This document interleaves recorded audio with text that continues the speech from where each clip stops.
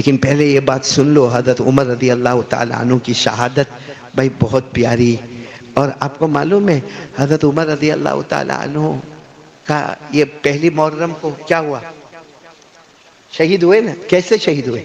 ऐसे नहीं कि आपके सामने दुश्मन आ गया और आपको मारा और आपने मारा, नहीं। हज़रत उमर तो फजर की नमाज पढ़ा रहे थे पहली मुहर्रम, पहली मुहर्रम नहीं, जिलहिज्जा की 26वीं तारीख, या एक रिवायत में 24वीं तारीख जिलहिज्जा की। आप कौन सी नमाज पढ़ा रहे थे? फजर की नमाज। आप फजर की, उस वक्त ऐसे बड़ी बड़ी लाइटें नहीं होती थी, आप फजर की नमाज पढ़ा। और उस जमाने में फजर की नमाज बहुत लंबी होती थी, बहुत लंबी। हज़रत उमर रज़ी अल्लाह ताला अन्हु फजर की नमाज पढ़ा रहे और पहली रकात के दूसरे सजदे से उठ रहे। बोलो क्या कर रहे? उठ रहे, उठ रहे, अल्लाह अकबर कह के दूसरी रकात के लिए उठ रहे। अचानक पहली सफ में से एक प्लान किया हुआ गुलाम जिसका नाम था फिरोज, क्या नाम था? फिरोज। बस वो वहां से निकला, पूरा काला कंबल था, उसके हाथ में खंजर था और खंजर में जहर भरा हुआ था। वो सीधे यूं आगे आया और हज़रत उमर के पेट में डाल दिया। और हज़रत उमर वही पेट पकड़कर बैठ गए और किसी ने आगे आकर नमाज पढ़ा दी।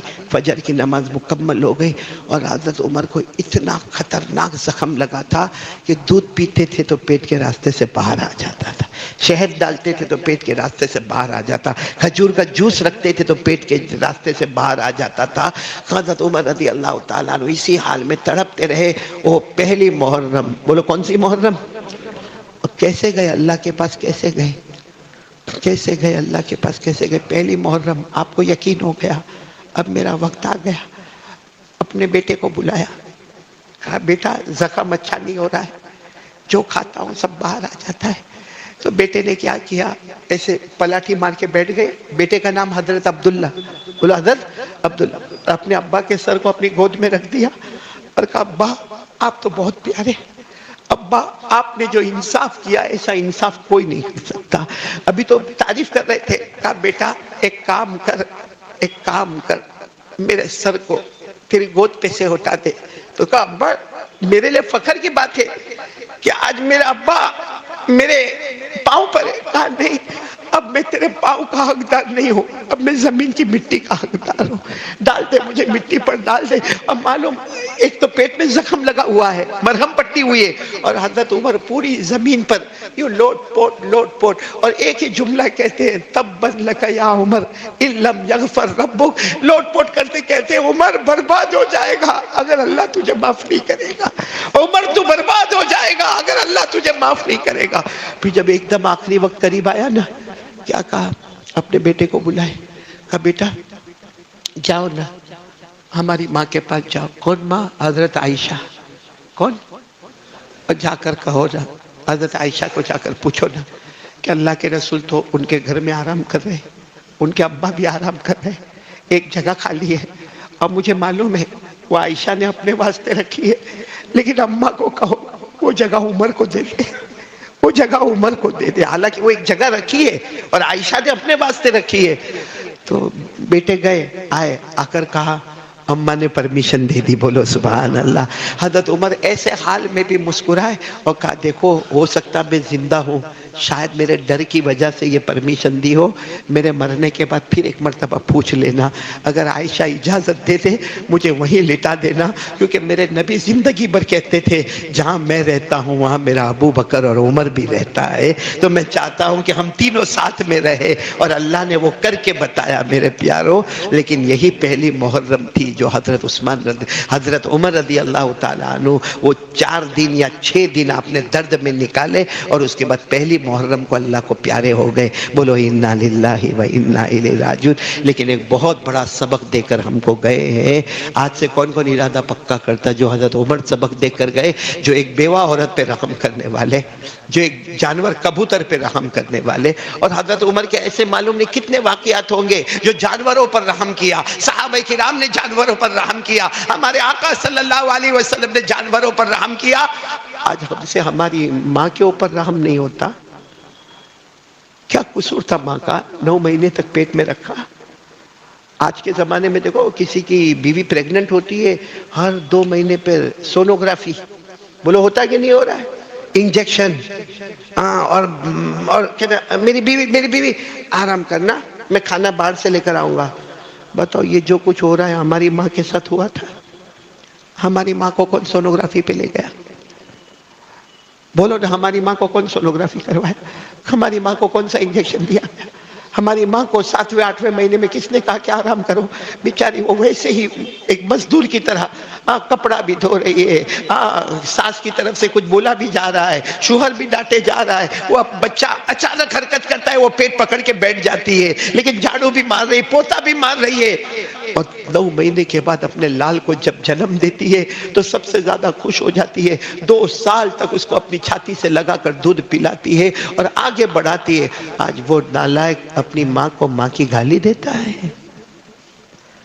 आज वो बेशर्म कहता है रहना तो रे, नहीं तो रास्ता पकड़ो, ये घर मेरा और मेरी बीवी का है। मेरे प्यारों, नया साल शुरू हुआ है, यूं समझो कि मैं एक नया ईमान लेकर जिंदा करूंगा इंशाअल्लाह।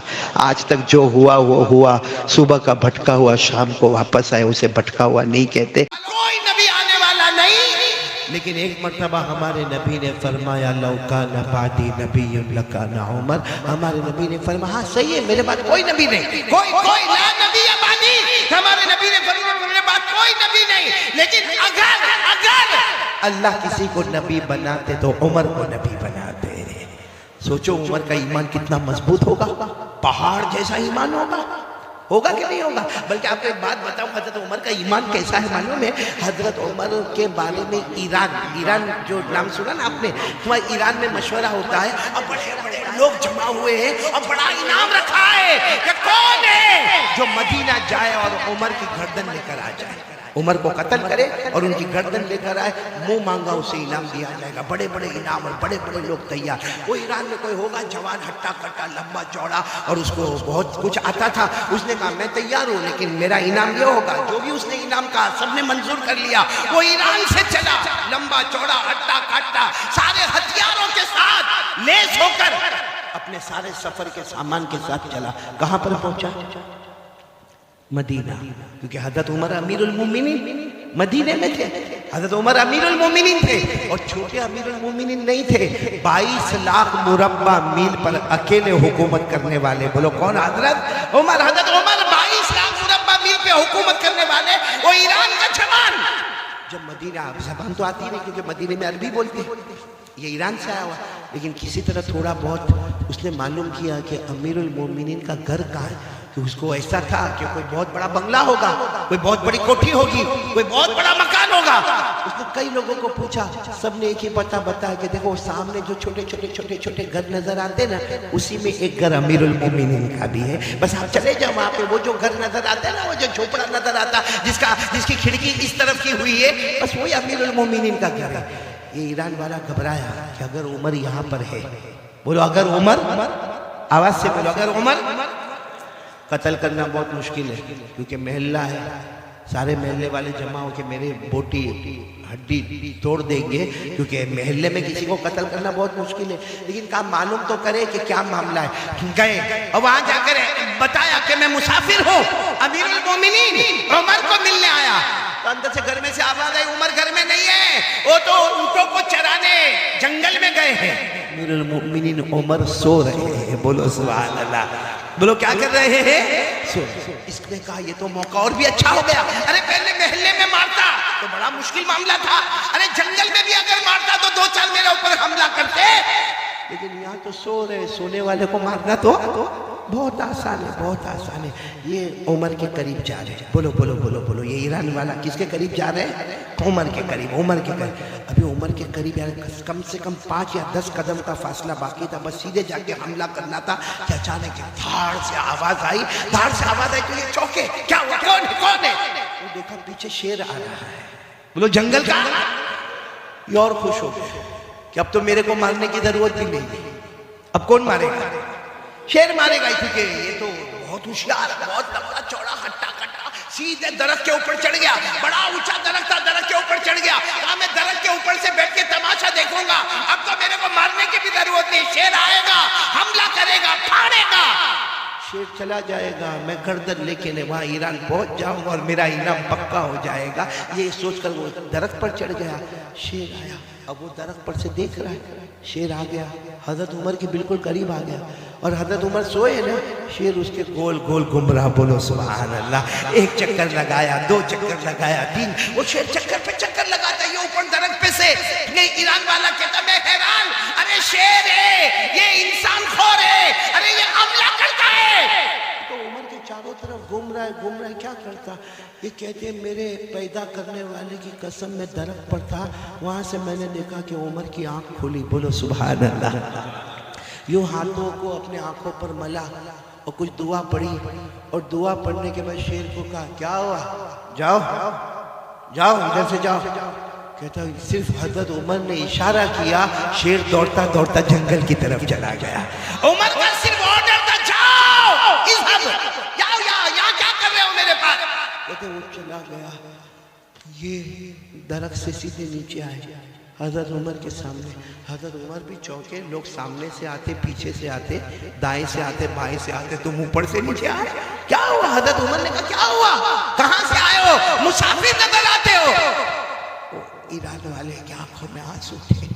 कहा सब बात में बताऊंगा, पहले मुझे कलमा पढ़ा दो, पहले मुझे कलमा पढ़ा दो। तो फिर उन्होंने अपना पूरा प्रोग्राम बताया।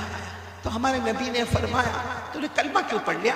हजरत उमर ने फरमाया तूने कलमा क्यों पढ़ लिया? तो आया था मेरे कत्ल के इरादे से, कलमा क्यों पढ़ लिया? कहा मैं कलमा डर से नहीं पढ़ा, सब देखा मैंने, मैं डर से कलमा नहीं पढ़ा। मैंने ये सोचा कि जब उमर का ये आलम है कि जंगल का जानवर भी इनसे घबराता है, तो ये तो गुलाम है, आका मोहम्मद का क्या आलम होगा। बोलो सुभान।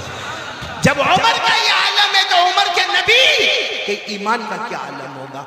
खैर मुझे आपको बताना है कि हजरत उमर का ईमान बोलो कैसा था, मजबूत था ना? नहीं बोलो ना कैसा था, मजबूत था। जंगल के शेर भी गुलामी करते थे कि नहीं करते थे? लेकिन आज मैं आपको जो पॉइंट पर, ये मैंने वाकया इसलिए सुनाया, पॉइंट पर लाना चाहता हूँ। हजरत उमर अमीरुल मोमिनीन, साथ में बोलो हजरत उमर अमीरुल मोमिनीन, 22 लाख मुरब्बा मील पे अकेले हुकूमत करने वाले। लेकिन हजरत उमर की एक आदत थी, रात को अपना कपड़ा बदल देते थे, भेष बदलते थे और पूरे मदीने का चक्कर लगाते थे, गांव का, देहात का, गलियों का। क्यों चक्कर लगाते थे? कोई गरीब होगा, कोई मिस्कीन होगा, कोई यतीम होगा, कोई बेवा होगी, कोई लाचार होगा, कोई मजबूर होगा, मेरे तक नहीं पहुंचा होगा। मैं अमीरुल मोमिनीन हूं, मुझे पता तो होना चाहिए कि मेरे इलाके में कोई परेशान तो नहीं। हजरत उमर भेष बदल के जा रहे थे, रात को तहज्जुद का वक्त था। हजरत उमर एक घर के पास गए, घर में से कुरान पाक के पढ़ने की आवाज आ रही है। बोलो सुभान अल्लाह। और क्या कुरान पढ़ा जा रहा है? पढ़ने वाले कोई भी सहाबी होंगे, आवाज बहुत प्यारी होगी। वो कुरान पढ़ रहे हैं, वत्तूरी व किताबिम मस्तूर फी रक़्क़िम मनशूर वल बैतिल मामूर वस्सक़फ़िल मरफ़ूअ वल बहरिल मस्जूर इन्ना अज़ाब रब्बिका लवाक़िअ मा लहू मिन दाफ़िअ। यानी वो पढ़ने वाले तो अपना कुरान पढ़ रहे, 27वां पारा सूरह तूर पढ़ रहे, लेकिन उसमें एक आयत आती है इन्ना अज़ाब रब्बिका लवाक़िअ, अगर अल्लाह का अज़ाब आ गया मा लहू मिन दाफ़िअ, कोई बचाने वाला नहीं होगा। हजरत उमर के कान में जब ये आयत आई, जानते थे, अरबी जानते थे, वही बैठ गए। अब मालूम है वहां तहज्जुद के वक्त से वो दीवार का टेक लगा कर बैठे, फजर की अजान हो रही है, हजरत उमर की दाढ़ी मुबारक भी आंसुओं से तर है और एक ही बात कह रहे हैं, अल्लाह उमर पर तेरा अजाब आएगा तो उमर को कौन बचाएगा? अल्लाह उमर पर तेरा अजाब आएगा तो उमर को कौन बचाएगा? अब फजर की अजान होने लगी, इमामत किसको कराना है? हजरत उमर को। अमीरुल मोमिनीन वही है। और उस जमाने में ऐसा होता था कि अजान होती थी और सारा मजमा, सारा का सारा मजमा फजर की नमाज के लिए जा रहा है, अजान हो रही है और सारा मजमा जा रहा है, लेकिन सबकी नजर पड़ रही है कि हमारे इमाम साहब कौन? हजरत उमर। ये रो रहे हैं लेकिन किसी की हिम्मत नहीं कि उमर को जाकर पूछे। सब मस्जिद में सुन्नतें पढ़ रहे या घर से सुन्नतें पढ़ के जा रहे हैं, लेकिन फिर सब लोग मशवरा करते कि उनको कौन कहेगा, वो तो रोए जा रहे हैं। तो इनके बेटे हजरत अब्दुल्ला गए और जाकर कहा, अब्बा सब लोग इंतजार कर रहे हैं, फजर का वक्त हो गया है, आपकी सुन्नतें बाकी है, आपको इमामत कराना है। तो हजरत उमर ने अपने बेटे को कहा, बेटा क्या करूं, जब उमर पर अल्लाह का अज़ाब आएगा तो उमर को कौन बचाएगा, उमर पर अल्लाह का अज़ाब आएगा, उमर को कौन बचाएगा। इनके बेटे वो इनसे भी नरम दिल थे, अब्बा की गोद में सर रखा, कहा, अब्बा आपने तो बहुत काम किए, आपके बेटे पर अज़ाब आएगा तो कौन बचाएगा। मेरे दोस्तों, ये वो लोग थे जो इससे डरा करते थे कि अल्लाह का अज़ाब आएगा तो कौन बचाएगा। मेरे जवानों, आज हम लोग नशा करते हैं ना, नशा करते हैं ना, किसी को बीड़ी की आदत, किसी को सिगरेट की आदत, किसी को तंबाकू की आदत, किसी को गुटखा विमल की आदत, कोई ड्रग्स लेता है, कोई पाउडर खाता है, कोई खांसी के सिरप पीता है। क्या हमको ये डर नहीं? हज़रत उमर को तो डर है कि मेरे अल्लाह का अज़ाब आएगा तो मुझे कौन बचाएगा। हम क्या, हमारा ईमान इतना मजबूत हो गया कि हम अल्लाह को भूल गए। क्या करेंगे मेरे प्यारो, अल्लाह को भूल के मौत तो आनी आनी है ना। अरे बोल, आनी के नहीं आनी? कब तक ये जवानी का नशा रहेगा, कब तक ये जवानी का नशा रहेगा। और ये जितनी चीजें हम इस्तेमाल करते हैं ना, चाहे बीड़ी हो, सिगरेट हो, तंबाकू हो, गुटखा हो, ड्रग्स हो, पाउडर हो, एमडी हो, ये जितनी चीजों का हम इस्तेमाल करते हैं, हम समझते हैं आई एम यंग, मैं जवान हूं, मेरे पास वेस्टर्न स्टाइल है, मेरा चलने का तरीका, मेरा बोलने का तरीका, मेरी बाइक, मैं बहुत होशियार हूं। मेरे प्यारो, जिस दिन एक बीमारी आती है ना, फिर बचाने वाला कोई नहीं होता। सही कह रहा हूं, गलत कह रहा हूं? कितने लोगों को कैंसर हो गया, वरना पहले हमारा जवान, आपने यहाँ जद्दूपुर में भी देखा होगा, हमारा जवान बाइक पर बैठता है और बिल्कुल जहां सारा मजमा होगा ना, वहां जाके ट्रैफिक नहीं है, लेकिन जोर से बाइक का ब्रेक मारेगा। क्यों बाइक का ब्रेक मारेगा? सब लोग देखे और फिर वो जेब में से निकालेगा। क्या क्या बोलते आप लोग? हाँ, अब यूं हाथ पे थोड़ा टक टक टक टक करेगा, फिर यूं खोलेगा, और फिर हाँ करके ऐसा पिएगा जैसे शरबत पी रहा है। सही है क्या नहीं? लेकिन ये जो चीज गलत है वो गलत है, नशा गलत है तो गलत है, पाउडर खाना गलत है तो गलत है, ड्रग्स लेना गलत है तो गलत है। होता क्या है मालूम है? नहीं सुधरता नहीं है, क्यों रोज रोज रोज रोज लेता जाता है। फिर ये जो मुंह है ना, मुंह ये छोटा हो जाता है। कैसा हो जाता है?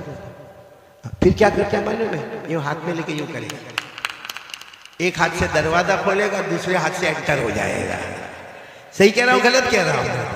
फिर इतना छोटा सा मुंह हो जाता है। डॉक्टर के पास, अब डॉक्टर को मालूम है भाई, डॉक्टर माहिर है, चेहरा देखकर समझ जाता है कि इसको कैंसर है, लेकिन डॉक्टर को भी तो अपना बिल बनाना है। तो ये करना, वो करना, ऐसा करना, वो करना, यूरिन टेस्ट होगा, ब्लड टेस्ट होगा, पीठ में से पानी निकाला जाएगा, फिर इसका ये होगा, फिर वो होगा, लेबोरेटरी में जाएगा, ये करेगा। करते कराते डॉक्टर आखिर में कहता है लास्ट स्टेज ऑफ कैंसर, 2 महीने बचे हैं। और वो पूरी गवर्नमेंट ने कहा मास्क नहीं लगाने का, वो मास्क लगा के घूम रहा है, क्योंकि यहाँ उसका मुंह छोटा हो गया है, ऑपरेशन हो गया, जबड़ा फाड़ दिया गया। मेरे प्यारो, क्या कयामत में इसका जवाब नहीं देना पड़ेगा?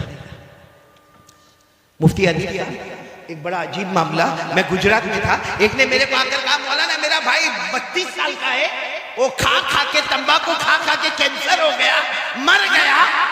वो शहीद हुआ कि नहीं? यानी वो मेरे को फतवा पूछता है कि मौलाना लिख के दे दो ना कि मेरा भाई शहीद हो गया, मैं मेरे खानदान वालों को बताऊं।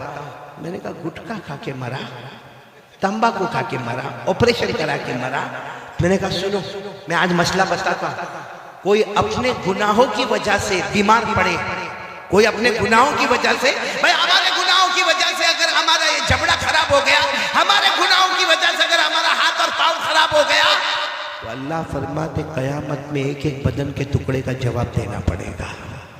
ये कुरान में लिखा है, कुरान में 15वां पारा, अल्लाह तबारक व तआला फरमाते हैं इन्नस समा वल बसर वल फुआद कुल्लु उलाइका काना अन्हु मसऊला। अल्लाह तबारक व तआला फरमाते तेरे कानों का, तेरी आंखों का, तेरे दिल का, बदन का जो भी टुकड़ा तू तूने गुनाहों की वजह से डैमेज कर दिया। बोलो कल कयामत में। हाँ, लेकिन अगर आदमी ने कभी बीड़ी सिगरेट तंबाकू गुटखा कुछ नहीं और बेचारे को कैंसर हो गया, हाँ फतवा दे दो कि शहीद होकर दुनिया से जा रहा है। लेकिन मेरे प्यारों, क्या ये सब करना जायज़ है जो हम करते हैं? क्या हमको अल्लाह का डर नहीं लगता? मेरे दोस्तों, कैंसर वाले को पूछो कैसा रोता है, कैसा रोता है, आखिरी घड़ी में क्या क्या हालात उसके ऊपर आते हैं। मेरे दोस्तों, वो कैंसर जब बदन में फैलने लगता है, लेकिन फिर भी हमारी तबीयत में सुधार नहीं आता ना। हम ना तो अपनी माँ के बने, हम सही में अपनी माँ के भी नहीं बने, अपने अब्बा के भी नहीं बने, हम अल्लाह के भी नहीं बने और मुस्तफ़ा के भी नहीं बने। हमको सिर्फ अपनी मर्जी प्यारी है मेरे प्यारों, जिसकी वजह से आज बर्बादी और तबाही के सिवा हमारे पास कुछ नहीं है। मैं पूछना चाहता हूँ, माँ की कौन मानता है? माँ को माँ कौन समझता है? ये पूरा मजमा है। अगर ये ऐलान हो गया कारी अहमद अली का बयान होने वाला, या चलो ये ऐलान हो जावे कि यहाँ शादी का मंडप लगने वाला, या ऐलान हो जावे कि यहाँ पर बहुत बड़ा फंक्शन होने वाला, यहाँ के जिम्मेदार जवानों को जमा करेंगे। भाई कौन कौन हमारे साथ खिदमत करेगा, कौन कौन हमारे वॉलंटियर हजरात होंगे। बहुत अच्छा है, सारे के सारे जवान आ जाते और आकर कहते आप लोगों को फिक्र करने की जरूरत नहीं है, कुर्सी लगाना हमारा काम होगा, टेबल लगाना हमारा काम होगा, खाना खिलाना हमारा काम होगा। अरे चावल हम लेकर आएंगे, अरे सालन हम लेकर आएंगे, अरे मंडप हम लगा देंगे, लाइट हम लगा देंगे। बहुत अच्छा है, मखलूक की खिदमत है। लेकिन इसमें से किसी एक जवान को पूछो, माँ का पांव दबाता है कि नहीं दबाता? माँ के सर पे कभी मोहब्बत से हाथ फेरता है कि नहीं फेरता? आपको एक बहुत अजीब बात सुनाऊं, हो सकता है आपके जद्दूपुर में नहीं होवे और बोलो आमीन नहीं होवे, लेकिन एक बहुत मालदार हमारे गुजरात का मेरे को मिला और इतना रोने लगा। मैंने कहा भाई अल्लाह का बंदा रोता का है, कोई जो है वो बता देना। वो कहता मैं रोता इसलिए हूँ कि रोज रात को मैं अपने सिटिंग रूम, भाई बड़ा मालदार है, कहा मेरा कमरा है, मैं ईशा की नमाज पढ़ के वहाँ बैठ के मेरी तस्बीहात पढ़ता हूँ। रोज रात को मेरा बेटा घर में दाखिल होता है, हाथ में मोबाइल होता है और मेरे सिटिंग रूम में चक्कर लगाते हैं, मोबाइल पे इधर जाके बात करता है, उधर से बात करता है, इधर बात करता है, उधर बात करता, फिर अपने कमरे में चला जाता। एक बार भी मुड़ के पूछता नहीं कि अब्बा आपको शुगर है, कोई तकलीफ तो नहीं? अब्बा आपको प्रेशर है, आपने दवा तो ली कि नहीं ली? अब्बा आपका पाँव तो नहीं दुखता? और फिर मुझे रोकर क्या कहता है, कारी साहब क्या बयान में कहते हो? बयान में कहते हो कि बाप जन्नत का दरवाजा है। मुझे कहता कारी साहब गवाह रहना, कयामत में गवाह रहना, उसने अपने जन्नत का दरवाजा तोड़ दिया है, वो कभी भी जन्नत में नहीं जाएगा। ये बाप की बद्दुआ नहीं तो क्या है? पूछो आज बूढ़े बाप को पूछो, कितना बेटा पूछता है? बल्कि बारी लगती है, बारी। कितने भाई हम लोग? 4। कितने भाई? 5। 15 दिन माँ बाप तेरे घर में, 15 दिन तेरे घर में, 15 दिन तेरे घर में, 15 दिन तेरे घर में। अल्लाह को हाजिर नाजिर रखकर बताओ, जब हम छोटे थे क्या हमारे माँ बाप ने हमको तकसीम किया कि मेरा बड़ा बेटा वो घर पे रहेगा, मेरा दूसरा बेटा उधर जाके रहेगा, तीसरा बेटा उधर जाके रहेगा? क्या हमारे माँ बाप कोई बंदर है जो एक डाली से लेके दूसरी डाली, दूसरी डाली से तीसरी डाली? मेरे प्यारों, ये जो हम नशा करते ना, नशा आपको नहीं मालूम, ये नशा बहुत खतरनाक है। बोलो ये नशा बहुत खतरनाक है। आज आपको मैं एक वाकया सुनाने जा रहा हूँ, आपकी अकल हैरान हो जाएगी। मेरे दोस्तों, एक बहुत बड़े अल्लाह के वली बोलो या हदीस के इमाम बोलो, हजरत फजल बिन अयाज, बोलो क्या नाम? आप सिर्फ फजल याद रखो, क्या नाम? हजरत फजल। वो जब हदीस का सबक पढ़ाते थे ना, बढ़ता हुआ, वो जमाना ऐसा नहीं होता कि भाई मदरसे के बच्चे 14 साल 15 साल 16 साल 18 साल 20 साल नहीं, वहां मदरसा ऐसा होता था, खुला मैदान होता था जिसमें बच्चे भी है, बड़े भी है, बूढ़े भी है, सब बैठे हैं। और जब हजरत फजल आते थे, सारे बच्चे इस्तेकबाल के लिए खड़े होते थे। आपके सामने ऐसा टेबल रखा होता था, उस पर हदीस की किताब होती थी, आप पढ़ाना शुरू करते थे। तो उस जमाने में जो भी तरीका पढ़ाने का होता पढ़ाते थे। एक सामने स्टूडेंट बैठता था, सामने एक स्टूडेंट, सुनना, बहुत होशियार, बहुत चालाक, और आपको मालूम है जो ब्राइट स्टूडेंट हो, जिसका दिमाग अच्छा हो, तो पढ़ाने वाले की तवज्जो उसकी तरफ, बोलो बोलो, ज्यादा होती है। तो और हजरत फजल देखते थे, वो जो बोलते वो सब लिखता है। और कभी चेक करते थे, तो चेक करते थे, देखते थे इतना अच्छा लिखता है, इतना अच्छा। यानी हजरत फजल कहते कि मुझे मेरे शागिर्दों में, मेरे स्टूडेंट में, मुझे इसके बारे में यकीन था कि इसका फ्यूचर बहुत ब्राइट होगा। कहते कि 1 महीना गुजरा, वो पढ़ने नहीं आया। कितना महीना? अब ब्राइट स्टूडेंट हो, वो 2 दिन नहीं आवे तो उस्ताद परेशान, पढ़ाने वाला परेशान, टीचर और प्रोफेसर परेशान कि मेरा इतना अच्छा स्टूडेंट नहीं आता। लेकिन वो चूंकि मजमा इतना रहता था, हजरत फजल समझे कहीं सफर पे गया होगा, इधर गया होगा, उधर गया होगा। सुनो, बराबर सुनना। हजरत फजल कहते एक दिन आने के साथ ही मैंने पूछ लिया कि भाई वो कहाँ है, वो मेरा स्टूडेंट कहाँ है जो सारी बातों को लिखता था, बाय हार्ट करता था। तो किसी ने कहा वो तो घर में बीमार है, आखिरी सांस ले रहा है, घर में बीमार है। और बोलो हजरत फजल को इतना रहम आया, सब स्टूडेंट को कहा चलो ना हम मिलने जावे, चलो ना मिलने जावे, आज सबक नहीं होगा, आज उनको मिलने जाएंगे। बहुत मेहनत करता था वो मेरा बच्चा और बहुत होशियार था। जब गए ना तो देखा सही में वो आखिरी सांस ले रहा है। और आपको मालूम है जो आखिरी सांस लेता हो तो उसके सामने सूरह यासीन पढ़ी जाती है। क्यों? क्योंकि सूरह यासीन कुरान की रूह है। बोलो सूरह यासीन कुरान की रूह है।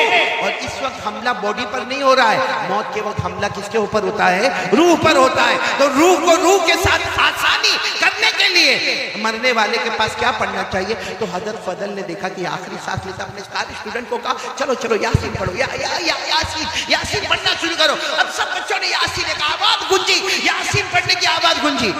मालूम है वो जो बच्चा था ना, जवान लड़का, अपने उस्ताद को कहता है मत कहो इनको यासीन पढ़ने मत कहो, मेरे को कुछ भी काम नहीं आएगा, मेरे को कुछ भी काम नहीं आएगा। तो ये समझ गए उस्ताद के आखिरी वक्त है, आदमी कुछ भी बोलता है समझ में नहीं आता। तो उस्ताद ने कहा भाई सब लोग यासीन पढ़ना बंद करो, बल्कि क्या करो ला इलाहा इल्लल्लाह पढ़ो, पढ़ो ला इलाहा इल्लल्लाह, ला इलाहा। क्योंकि हदीस में आता है लक़ीनु मौताकुम ला इलाहा इल्लल्लाह, जो मरने के करीब हो उसको ला इलाहा इल्लल्लाह उसके सामने पढ़ो। मालूम है जब सबने ला इलाहा इल्लल्लाह की आवाज़ गूंजी तो स्टूडेंट कहता है अपने उस्ताद को, मेरे उस्ताद हजरत फजल, मेरे उस्ताद मत पढ़ो, मत पढ़ो, काम नहीं आएगा। कहा बेटा ऐसा क्यों कहता, काम नहीं आएगा? क्यों ऐसा क्यों कहता काम नहीं आएगा? कहा 2-4 घंटे पहले मुझे पता चला अल्लाह ने मेरे ईमान को छीन लिया है, अल्लाह ने मेरे ईमान को छीन, बस इतना कहा और आंखें बंद हो गई। हजरत फजल इतने हैरान हो गए, करे तो क्या करे भाई, है तो हमारा स्टूडेंट है, हमारा बच्चा है। चलो कफन भी हुआ, दफन भी हुआ, लेकिन हजरत फजल अपने घर गए, सबक नहीं पढ़ाया और रोते रहे कि वो बच्चे का ईमान क्यों अल्लाह ने छीन लिया। उसने साफ कहा कि यासीन पढ़ने से काम नहीं होगा, ला इलाहा इल्लल्लाह पढ़ने से काम नहीं होगा। हजरत फजल कहते इसी हालत में रात को मैं सोया तो मैंने मेरे उसी स्टूडेंट को देखा, कब्र में चारों तरफ से आग चल रही है। मैंने कहा बेटा ये सब क्या है, क्या है? तू इतना अच्छा पढ़ने वाला, तू इतना अच्छा पढ़ाने वाला, तू इतना अच्छा सुनने वाला, इतना अच्छा याद करने वाला, तुझे क्या हुआ? कहा मेरे उस्ताद 2 गुनाह की वजह से अल्लाह ने मेरा ईमान छीन लिया। हजरत फजल कहते मेरे अल्लाह की कसम, मैंने पूछा कौन से 2 गुनाह? तो कहा मैं लोगों से जलन बहुत करता था, जेलसी, लोगों से जलन। और नंबर 2 कहा कभी कभी मैं नशा करता था, कभी कभी मैं नशा करता था। ये 2 गुनाह की वजह से अल्लाह ने मौत से पहले मेरे ईमान को छीन लिया और मेरी कब्र को अजाब का गढ़ा बना दिया। मेरे प्यारों में पूछना चाहता हूँ जद्दूपुर वालों, क्या हमारे अंदर जलन नहीं है? सही बोलो ना, हमारे अंदर जलन, जेलसी।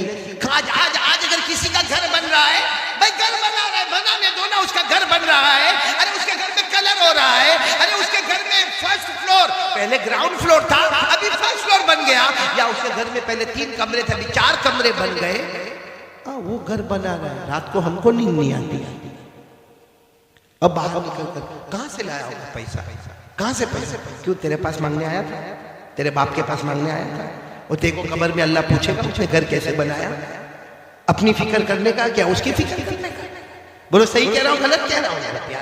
ये जलन जो हमारे दिल में है ना।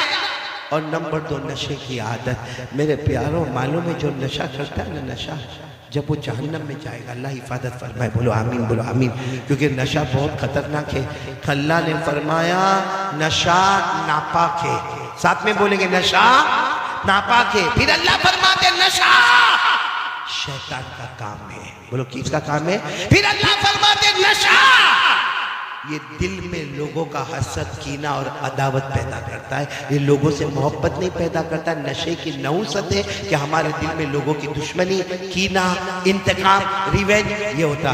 और अल्लाह ने क्या फरमाया, नशा ये तुम्हें अल्लाह का नाम भी नहीं लेने देगा, कुरान भी नहीं पढ़ने देगा। और आखिर में अल्लाह ने कहा जब नशे की आदत होगी ना, मैं तुम्हें नमाज से भी महरूम कर दूंगा। ये सब बातें मैंने आपको बताई जो नशे की, कि नशा नापाक है, शैतान का काम है। नशे की वजह से हमारे दिल में दुश्मनी पैदा होती है, इंतकाम का जज्बा पैदा होता है, लोगों को मारने धाड़ने का, फसाद मचाने का जज्बा पैदा होता है। और इसी नशे की वजह से अल्लाह का जिक्र से महरूम होता है और अल्लाह नमाज से भी महरूम कर देता।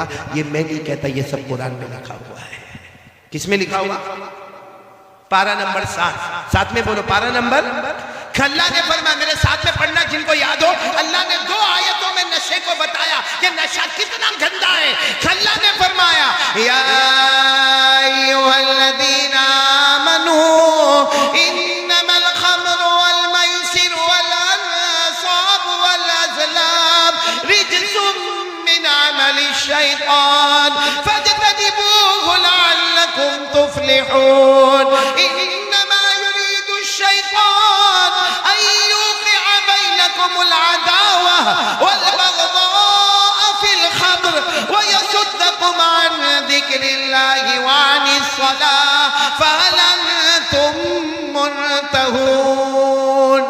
एक बात बताता हूँ, उसके बाद मेरे को यकीन है कोई नशा नहीं करेगा। बोलो नहीं करेंगे इंशाअल्लाह। और जैसे दारू का नशा है ना, ड्रग्स का नशा है ना, हाँ ये गुटखा जो खाते हैं उसका नशा है ना, इसी तरह मोबाइल भी एक नशा है। बोलो मोबाइल भी एक, उसके बगैर आप देखो, किसी को पता चला भाई मेरा मोबाइल गुम हो गया, आप देखो क्या करेगा, यूं देखेगा, अरे अरे अरे मेरे मोबाइल में रिंग कर, अरे तू मेरा मोबाइल तो देखा है। ऐसा परेशान होगा जैसे अटैक आ रहा है इसको। बोलो होता है कि नहीं होता? और फजर की नमाज गई, कभी ऐसा हुआ? कभी ऐसा झटका लगा हमको? इसलिए मेरे दोस्तों एक हदीस पाक सुना तो अल्लाह हिफाजत करे, बोलो आमीन। लेकिन नशे वाला जब जहन्नम में जाएगा और जहन्नम की आग जब उसको तपाएगी तपाएगी तपाएगी तपाएगी तो क्या करेगा मालूम है? कहेगा अल्लाह जहन्नम की आग ने मेरे को बहुत तपाया, पानी दे देना अल्लाह, अल्लाह पानी दे देना अल्लाह, अल्लाह पानी दे देना अल्लाह। ऊपर जो जहन्नमी होंगे उनके बदन से जो खून निकलता होगा, पीप निकलता होगा, पेशाब निकलता होगा, वो अल्लाह इसके मुंह में डालेंगे। पानी चाहिए ना, पानी चाहिए। ले ऊपर वाले जहन्नमी के बदन का खून निकला, पीप निकला, अरे उसके बदन में से पेशाब निकला, पी तो कहेगा अल्लाह मैंने पानी मांगा, ये तो बहुत गंदी चीज है। अल्लाह कहेंगे आज वो पिलाऊंगा जो तुझे पसंद नहीं है, क्योंकि दुनिया में तू वो पीता था जो मुझे पसंद नहीं था। इसलिए मेरे प्यारों, हाथ जोड़कर आपसे अपील करता हूँ, 2 चीजें हमारे नबी छोड़ कर गए हैं, उनमें से पहली चीज मैंने आपको बता दी। वो क्या है? कौन आज से तैयार हो रहा है रोजाना? ये पूरा जद्दू पूरा तैयार हो जाए माशाअल्लाह। देखो ये 2 चीज अगर हमारे पास होगी ना, सब गंदी आदतें खत्म, सब गंदी आदतें खत्म। कोई कहता है ना, अरे मौलाना को क्या मालूम है, हमको नशे की आदत हो गई, अब नशा थोड़ी छूटेगा। कोई कहता है मेरे को मोबाइल की आदत हो गई, अब मोबाइल थोड़ी छूटेगा। कोई कहता है कि मेरे को पीने की आदत हो गई, वो पीना थोड़ी छूटेगा। नहीं मेरे प्यारों, हमारे नबी से बढ़कर कोई नहीं। हमारे नबी ने फरमाया 2 चीज को तेरे हाथ में रख ले, दुनिया भी तेरी होगी, आखिरत भी तेरी होगी। जिसमें सबसे पहले क्या फरमाया हमारे नबी ने? कुरान। आवाज नहीं आ रही आप लोगों को? कुरान। बहुत ठंडे हो गए आप लोग, बंद कर दूं बयान? कौन सी चीज पहली बोलो? मैं हर जगह पर आज एक ही ऐलान करता हूँ, कुरान पढ़ोगे ना इंशाअल्लाह। आज पूरा जद्दूपुर, माँ बहनें बेटियां आप सब इरादा करें, मैं आपसे ज्यादा वक्त नहीं मांगता, आधा घंटा, 24 घंटे में 23.5 घंटे आपके, आधा घंटा आपसे मांगता हूँ। कौन कौन तैयार है? आधा घंटा कुरान पढ़ेंगे इंशाअल्लाह। नहीं दोनों हाथ ऊपर करके बोले, बोलो पढ़ेंगे इंशाअल्लाह, पढ़ेंगे नहीं इंशाअल्लाह। अच्छा हमारे कुछ बड़े बूढ़े भी होते हैं, मौलाना बोल कर गए, अब कहाँ वो हमने बचपन में नहीं पढ़ा, जवानी में नहीं पढ़ा, अब मौलाना बोल कर गए कि आधा घंटा कुरान पढ़ना। सुनो सुनो, हजरत अली को पूछा गया कुरान सीखने की मुद्दत कब है, शुरू कब होती है, खत्म कब होती है? हजरत अली ने फरमाया मिनल महदी इलल लहदी। कुरान करीम के सीखने की मुद्दत शुरू होती है माँ के गोद से और खत्म होती है कब्र के गोद में। और मेरे को मालूम है आधा घंटा कुरान पढ़ेंगे, बैठे हैं, इनको अगर बोलो आधा घंटा कुरान पाक पढ़ना, आधे घंटे में 2 पारे खत्म। अरे बोलो आधे घंटे में 2 पारे खत्म, 2.5 पारे खत्म, सूरह बकरा मुकम्मल। और अगर किसी आम आदमी को बोलो भाई आधा घंटा कुरान पढ़ना, वो बेचारा मुश्किल से धीरे धीरे सा या कोलो असुफा करते 1.5 पेज 2 पेज, तो सोचेगा कि ये मौलाना तो 2 पारे खत्म करके चले गए ना, मेरे 2 पेज भी खत्म नहीं हुए ना। मेरे दोस्तों कुर्बान जाओ हमारे नबी पर। हमारे नबी को मालूम था मेरा ऐसा उम्मती भी आएगा जो बाद में कुरान पढ़ना शुरू करेगा। हमारे नबी ने फरमाया अल्लज़ी यक़रउल कुरान व यतताअतउ बिही फलहु अजरान। हमारे नबी ने उस जमाने में फरमाया मेरा उम्मती ऐसा आएगा जो कुरान पढ़ेगा, अटक अटक के पढ़ेगा, रुक रुक के पढ़ेगा, अटक अटक के पढ़ेगा। हमारे नबी फरमाते उसको डबल सवाब मिलेगा, पढ़ने का भी सवाब मिलेगा और अटकने की जो तकलीफ होगी उसका भी सवाब मिलेगा। सुभान अल्लाह। इसलिए मेरे प्यारों, अब तो मैंने पूरा मामला खोल के आपके सामने रख दिया है, तो कितना वक्त मैं आपसे मांग रहा हूँ? आधा घंटा। और ये नशे से तौबा करोगे ना? आज की रात तौबा करो। नहीं मेरे प्यारों, मत करो, नशा मत करो। अपनी बीवी को देखो, अपने बच्चों को देखो, अपने माँ बाप को देखो। हमारी जिम्मेदारी है। ये नशा करके, आवारा गर्दी करके कुछ दिन का मज़ा है, फिर जिंदगी की सज़ा है। दुनिया की भी सज़ा है, आखिरत की भी सज़ा है। इसलिए मेरे प्यारों, आप ये सोचते होंगे कि छोड़ने का कैसा, वही मैं आपको तरीका बताने जा रहा हूँ कि पहला काम ये अपने घर में शुरू कर दो। आधा घंटा अपनी बीवी बच्चे सबको बोलो आधा घंटा कुरान पढ़ेंगे। बोलो पढ़ेंगे इंशाअल्लाह। और अगर नहीं पढ़ना आता ना, अरे मस्जिद के इमाम साहब के पास चले जाओ ना, मस्जिद के इमाम साहब को बड़े प्यार से कहो ना, मैं रोजाना आपके पीछे नमाज पढ़ता हूँ, मेरे को 5 से 8 मिनट आप थोड़ा सा कुरान की 2-4 आयतें पढ़ा देना। वो 2-4 आयतें पढ़ा दे, आप घर जाके उसी को पढ़ते रहो, उसी को पढ़ते रहो, उसी को पढ़ते रहो, उसी को पढ़ते रहो।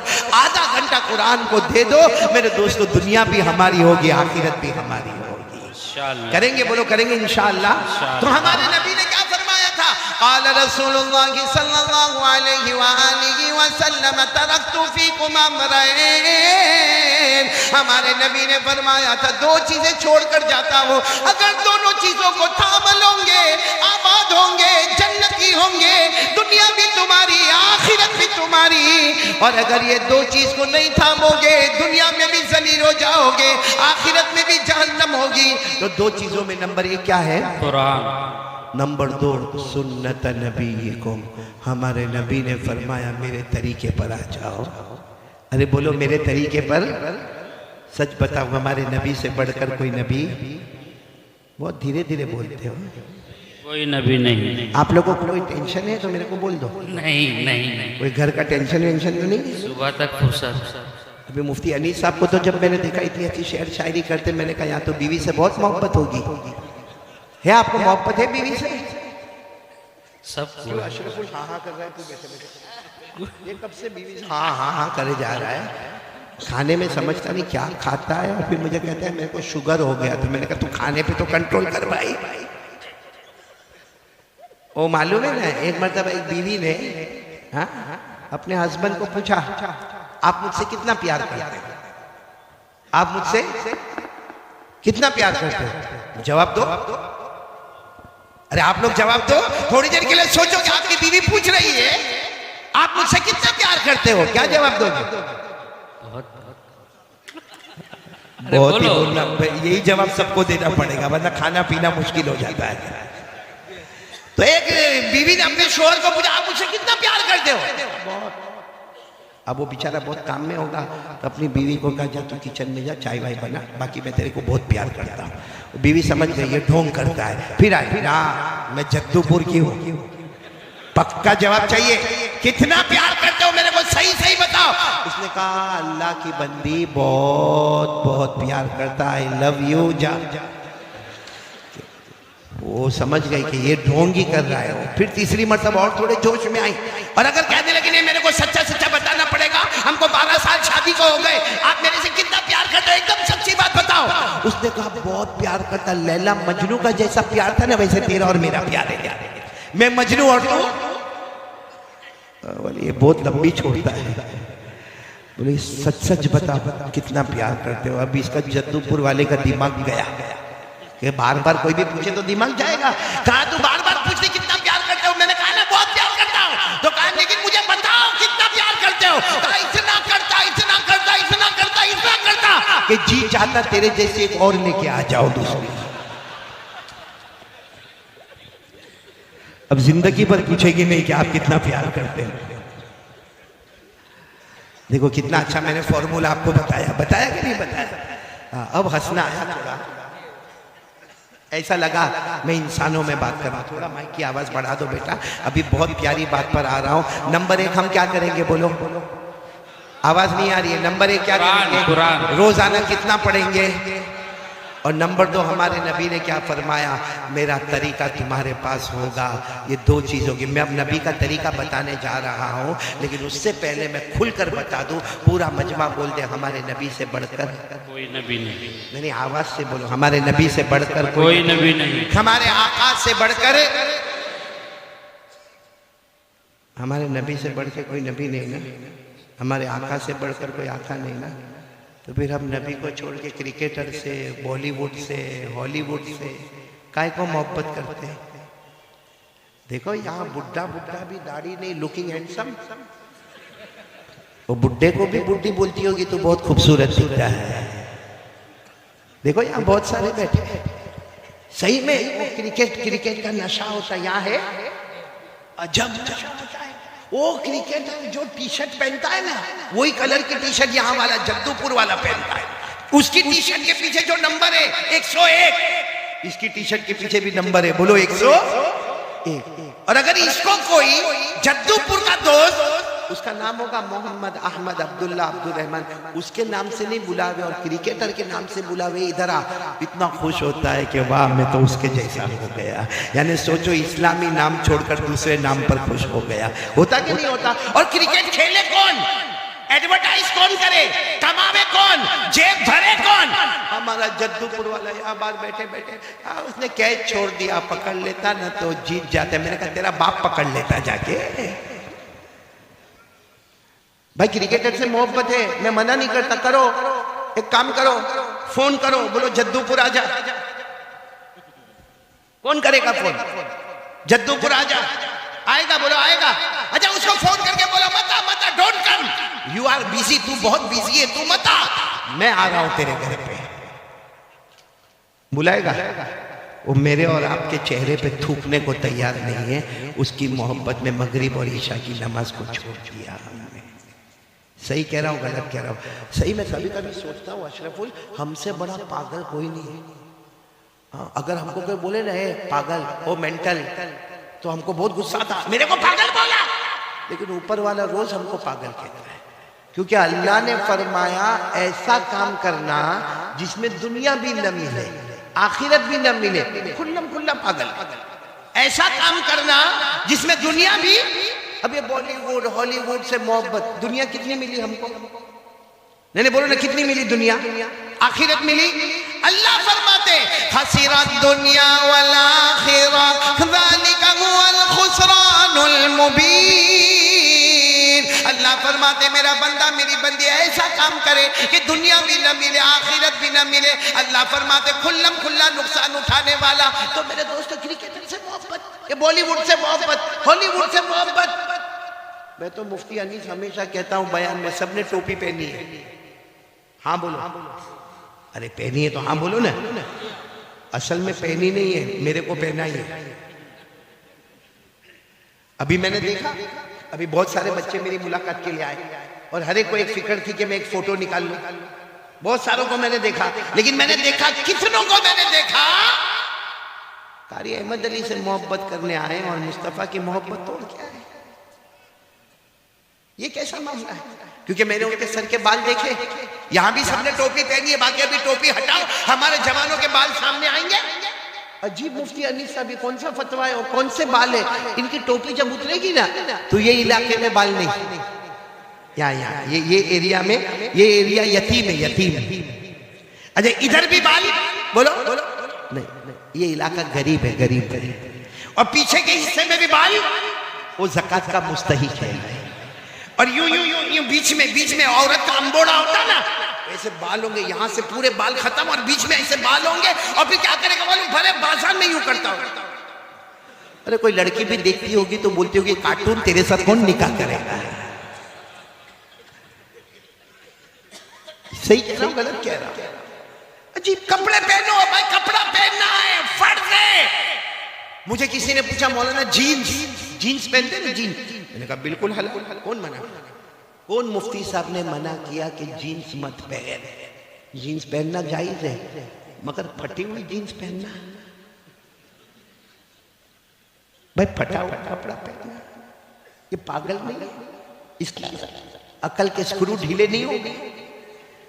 एक को मैंने देखा वो जीन्स पहना था, ये पूरा यहाँ दोनों तरफ से घुटना खुला और जेब इधर बना हुआ। यहाँ कैसे घुसाता होगा पैसा? जेब इधर बना हुआ। अच्छा वो मेरे दोस्त का लड़का, अब हम तो वहां गुजरात में रहते, गुजराती में बात करते हैं, तो मैंने उसको कहा भाई हूँ क्यों लॉकडाउन पची तारा पप्पा पर कई हालात आ भी गया?